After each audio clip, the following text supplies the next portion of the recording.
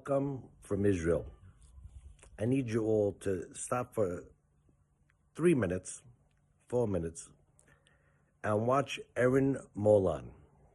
Erin Molan. She's the only one that actually has this whole thing straight. So please, watch the video now.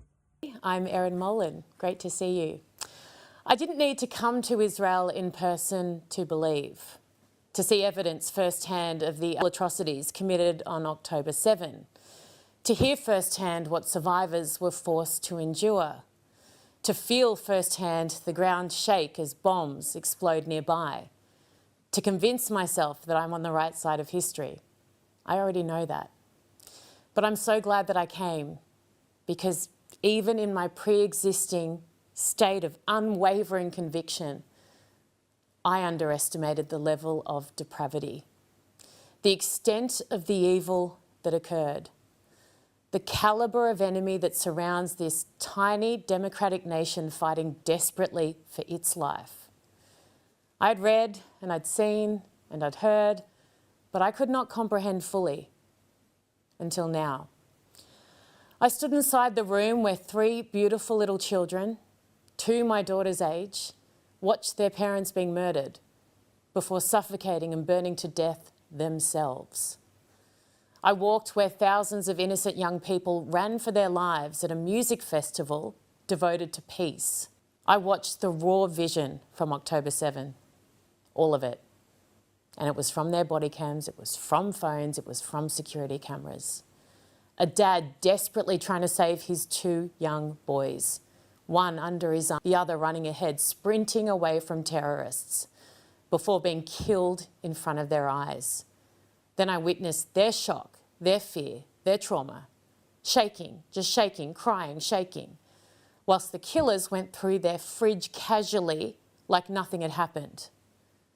I watched the sadistic beheading of a young Israeli man, hacking again and again and again. I stepped onto the porch where 2 babies were kidnapped and still to this day remain in Gaza.